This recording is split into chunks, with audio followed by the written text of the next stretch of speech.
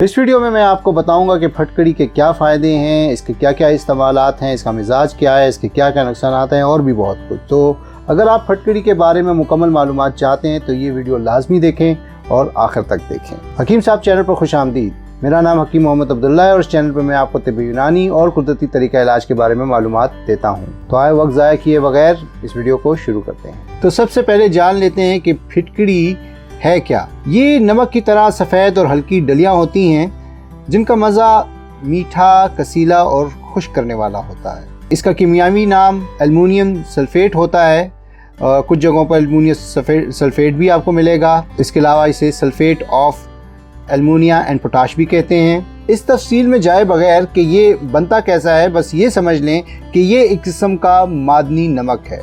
ये तकरीबन सारी दुनिया में ही मौजूद है, लेकिन ज़्यादातर कनाडा, जापान, इंडोनेशिया और हिंदुस्तान में इसकी पैदावार होती है। 200 डिग्री तक अगर इसे पकाया जाए तो ये पिघल कर नमक बन जाता है। बतौर दवा इसको ज़्यादातर बैरूनी तौर पर इस्तेमाल किया जाता है, लेकिन कुछ अमराज में इसे अंदरूनी यानी कि औरली तौर पर भी इस्तेमाल किया जाता है।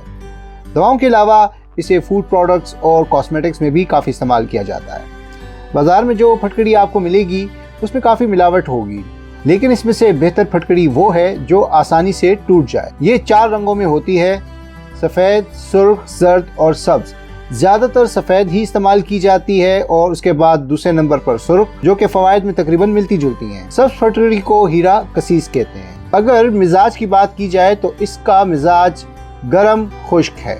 अब जान लेते हैं कि इसकी खूबियाँ और फ़ायदे क्या क्या हैं। सबसे पहला इसका फ़ायदा जिल्द और बालों के लिए काफ़ी मौसर है। जिल्द पर मौजूद दाग धब्बे दूर करने के लिए इसका इस्तेमाल किया जाता है। ये स्किन को टाइट करती है, जिसकी वजह से झुर्रियाँ ख़त्म हो जाती हैं। नौजवानों में जो कील महासे का मसला होता है उसके लिए भी इसका इस्तेमाल किया जाता है। बगलों में और जिस्म में किसी किस्म की बू हो तो उसको दूर करने के लिए भी फटकड़ी को एज ए डिओड्रेंट इस्तेमाल किया जाता है। इसके अलावा कोहनी और बगलों की जिल्द जो कि काली हो जाती है उसको सफ़ेद करने के लिए भी इसका इस्तेमाल किया जाता है।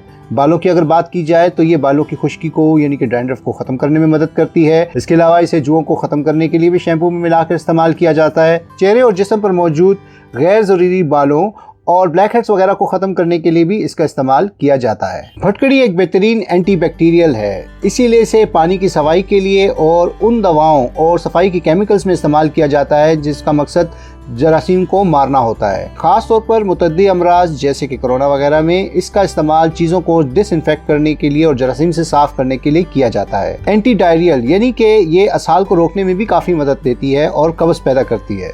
ख़ास तौर पर वो लोग जिनको पुराने दस्तों का यानी कि क्रॉनिक डायरिया की शिकायत रहती है, इसको पाउडर की शक्ल में इस्तेमाल कर सकते हैं, लेकिन ख्याल रहे कि इसके मुज़र असरात से बचने के लिए मिकदार खुराक से ज़्यादा इस्तेमाल न करें। फटकड़ी एक बेहतरीन ब्लड कोगुलेंट है और एंटी इन्फ्लेमेटरी है, यानी कि ये खून को जमाने में मदद करती है और सोजन को भी जिस्म पर और जल्द पर कम करती है। इसी वजह से इसे ऐसी दवाओं में इस्तेमाल किया जाता है जो कि जख्मों को भरने के लिए और सोजन और वर्मों को कम करने के लिए दी जाती हैं। मैदे और आंतों के जख्म में भी इसे दवाओं में मिलाकर इस्तेमाल करवाते हैं।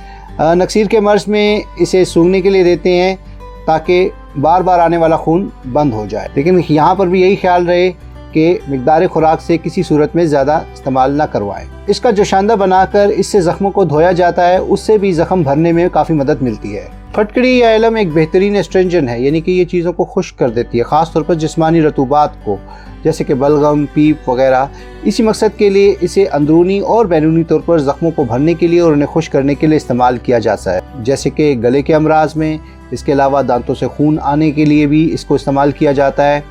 दांतों को साफ़ करने के लिए भी इसका टूथ पाउडर बनाकर इस्तेमाल करवाया जाता है। ज़ख्मों को भरने के लिए ज़ख्मों पर छिड़का जाता है, यानी कि इसका ज़रूर बना के इस्तेमाल किया जाता है। और इसके अलावा मुंह और हलक के ज़ख्मों के लिए इसके पानी में मिलाकर गरगरे करवाए जाते हैं। बवासीर मसों और मकत के बाहर आने जो कि अमूमन बच्चों में हो जाया करता है और जिसे आंच आना, जिस बीमारी को आंच आना कहते हैं, में इसका इस्तेमाल भी करवाया जाता है।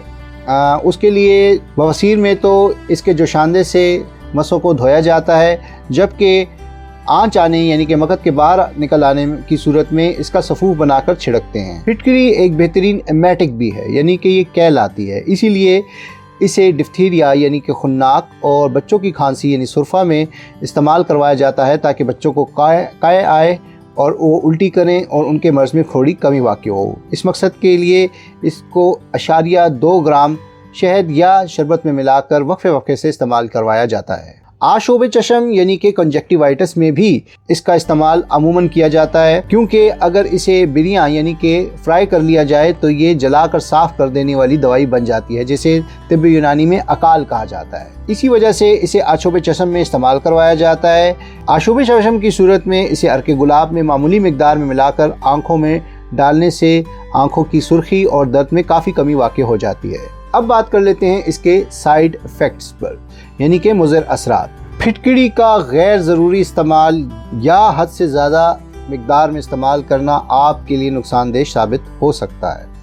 یہ عموماً پھیپھڑوں یعنی لنگس کو نقصان پہنچاتا ہے۔ اس کے علاوہ معدے اور آنتوں کو بھی نقصان پہنچا سکتا ہے۔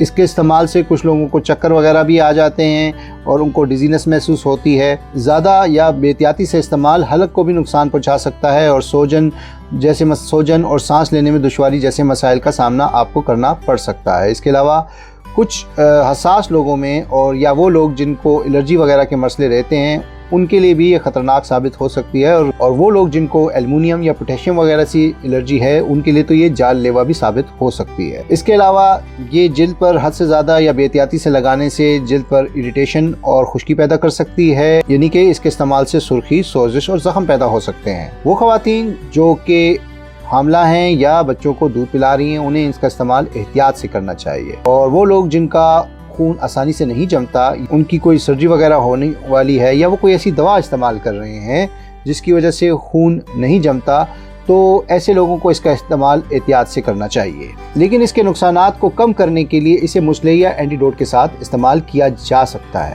تو اس کا بہترین مسئلے دودھ ہے۔ اس کے علاوہ وہ رکنیات جو کہ کھائے جاتے ہیں جیسے کہ زیتون کا تیل، سرسوں کا تیل، تلوں کا تیل وغیرہ بھی اس کے لیے استعمال کیے جا سکتے ہیں۔ ویسے تو سفید پھٹکڑی بڑی آسانی کے ساتھ مل جاتی ہے، لیکن اگر آپ کو یہ نہ ملے تو اس کا سب سے بہترین نیم البدل یا الٹرنیٹیو سرخ پھٹکڑی یعنی کہ ریڈ علم ہے۔ کچھ جلدی امراض میں بیرونی طور پر نوشادر بھی اس کے بدل کے طور پر استعمال کی جا سکتی ہے۔ مقدار خوراک کی اگر بات کی جائے تو اس کی مقدار خوراک کم از کم 0.2 گرام یا 0.5 گرام تک ہے، اور زیادہ تر یہ مقدار خوراک پیٹ کے امراض میں اور مریض کو کہہ لانے کے لیے استعمال کی جاتی ہے۔ اب آخر میں اس کے مختلف نام، تو اس کا کیمیاوی یا کیمیکل نام ہے ایلومینیم سلفیٹ، جو کہ میں پہلے بھی بتا چکا ہوں۔ انگریزی میں اس کو کہتے ہیں علم، اردو اور ہندی میں اسے کہتے ہیں پھٹکڑی یا پھٹکڑی، عربی میں اسے کہتے ہیں اشب یا شب یا شب یا شب یمانی، فارسی یا پرشین میں اسے کہتے ہیں زاج یا زاج ابیض، جبکہ چائنیز مینڈرن میں اسے کہتے ہیں منگ فان۔ امید کرتا ہوں کہ اس ویڈیو میں دی گئی پھٹکڑی سے متعلق معلومات آپ کے لیے مفید ثابت ہوگی۔ اس ویڈیو کے علاوہ میں پھٹکڑی پر ایک اور ویڈیو بھی بناؤں گا جس میں پھٹکڑی سے بننے والے 5 ایسے نسخے یا ٹوٹکے بتاؤں گا جو کہ گھر میں بآسانی بنائے جا سکتے ہیں، تو وہ ویڈیو بھی آپ لازمی دیکھیے گا۔ اگر آپ کو یہ ویڈیو پسند آئی ہے تو اسے لائک کیجئے، شیئر کیجئے، اس پر کمنٹ کیجئے، اور اس کے علاوہ میرا چینل سبسکرائب کیجئے اور گھنٹی کا آئیکن دبانا نہ بھولیے تاکہ میری تمام ویڈیوز کی معلومات آپ کو بر وقت مل سکے۔ خوش رہیں، صحت مند رہیں، اللہ حافظ۔